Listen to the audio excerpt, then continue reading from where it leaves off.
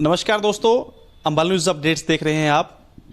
देश भर में इस बार आज़ादी के 75वें वर्ष पर अमृत महोत्सव के रूप में देश इसको मना रहा है और अलग अलग सरकारी विभागों की बात हो, चाहे मुख्यमंत्री की बात हो, प्रधानमंत्री की बात हो, सभी अलग अलग तरीके से सेलिब्रेट किए जा रहे हैं, अलग अलग कार्यक्रम किए जा रहे हैं। इसी को लेकर हरियाणा सरकार और हरियाणा शिक्षा विभाग की तरफ से एक पर्वतारोहण अभियान जो है वो चलाया गया और ख़ास बात यह है कि इसमें शामिल होने के लिए सरकारी स्कूलों के बच्चों को जो है चयनित किया गया। इसमें आपको बता दें कि 22 बच्चे जो दिव्यांग थे और इसके अलावा जो 44 बच्चे थे वो नॉर्मल बच्चे थे, यानी कि टोटल 66 बच्चे थे और 9 टीचर थे, यानी कि 75वें अमृत महोत्सव पर 75 ही लोग जो हैं वो इस पर्वतारोहण अभियान में शामिल हुए थे। आपको बता दें कि ये हिमाचल के लाहौल स्पीति की जो यूनुम चोटी है, जो 6111 मीटर ऊंची है, वहाँ पर चढ़ाई की थी। और आपको बताना चाहूँगा कि अंबाला की ईशा जो सरकारी स्कूल की 12वीं की छात्रा है, उसने इसमें भाग लिया था। और आपको ये बताना चाहूँगा कि जो 66 में से सिर्फ 4 ही बच्चे ऐसे थे जो फतेह कर पाए यूनुम चोटी को, वहाँ पर जाकर देश का झंडा गाड़ा। उन्हीं में से ईशा भी एक थी। फिलहाल बातचीत करने के लिए मेरे साथ मौजूद है, इनसे बातचीत करते हैं।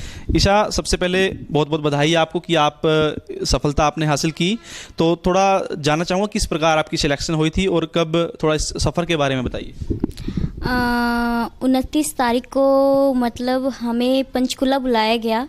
मैं कुमुद मैम के साथ गई थी।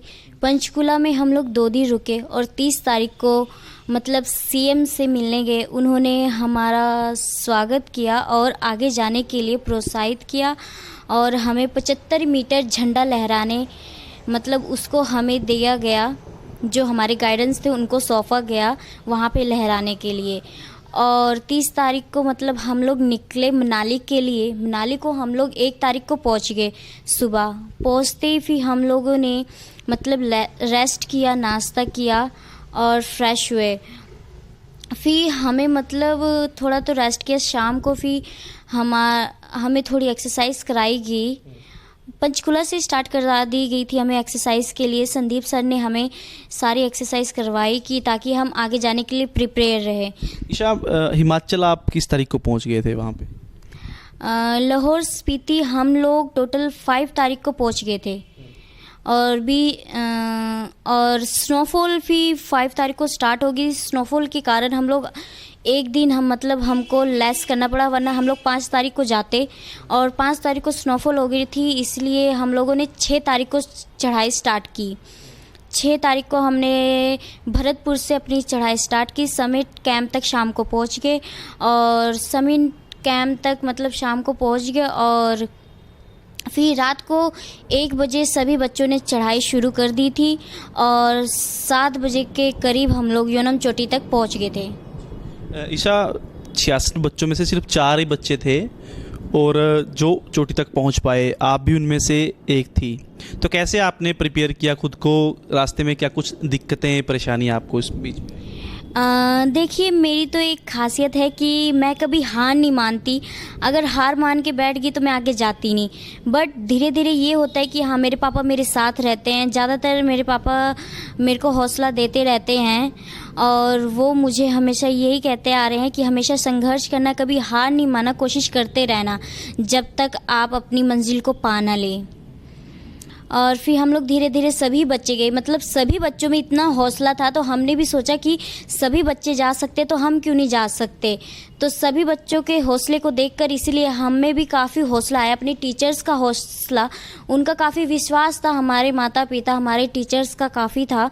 तो हम धीरे धीरे जाते गए और बीच में मैं रुक भी गई थी, रोने भी लग गई थी, मेरी सांस फूलने लगी थी और मेरे को काफ़ी ठंड भी लग रही थी, इसलिए मैं रुक गई थी और धूप निकलने को आ गई थी।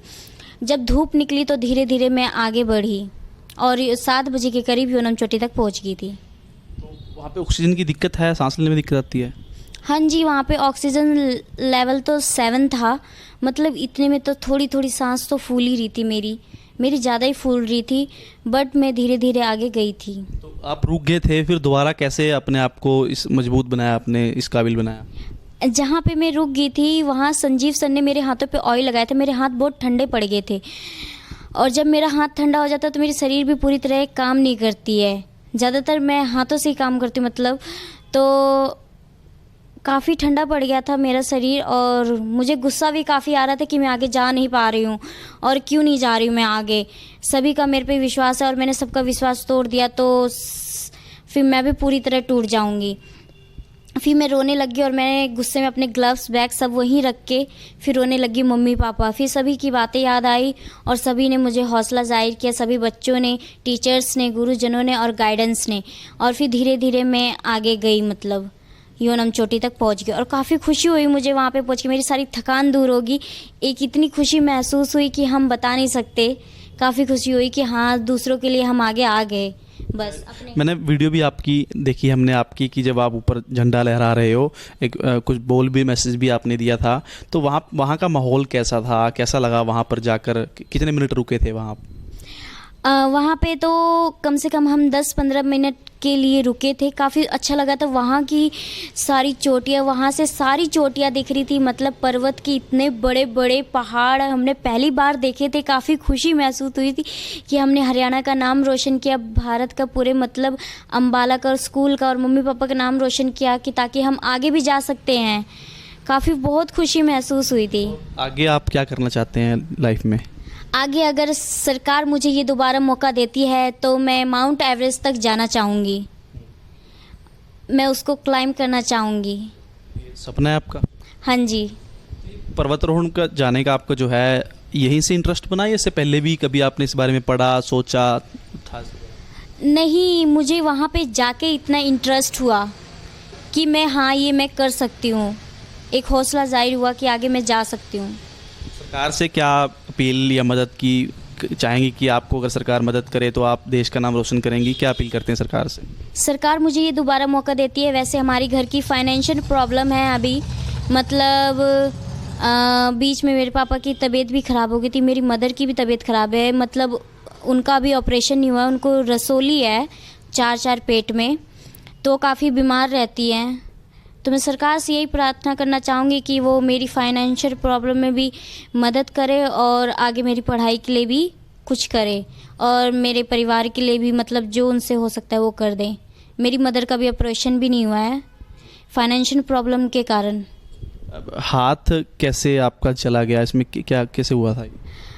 बचपन में शायद एक्सीडेंट हो गया था हमारा ट्रेन से। मेरी मदर का भी हुआ था, जिसमें उनकी एक टांग फ्रैक्चर हो गई है, वो थोड़ा लंगड़ा के चलती हैं, और उनका सही से ऑपरेशन नहीं हो सका फाइनेंशियल प्रॉब्लम के कारण, इसीलिए। तो अब आगे पर्वतारोही आप बनेंगी, एक अपने तय कर लिया है कि आगे? देखिए, मेरी मदर कहती है कि मैं टीचर बनूं। अगर 12वीं के बाद अगर मेरा टीचर में इंटरेस्ट हो गया, मैं हर किसी में करना चाहूँगी। ज़्यादातर तो मेरा कुकिंग में ही है। मेरे फादर कुक हैं, वो कुकिंग करते हैं, तो वो उनका शायद सपना होगा कि नहीं कि वो होटल खोले खुद का, और मैं अपना होटल खोलना चाहूँगी। और पर्वतारोहण के लिए भी मुझे जो लाइफ में मिल जाएगा मैं वो कर लूँगी। तो सरकार का ये जो अभियान था, जो योजना थी, या कैसी लगी आपको?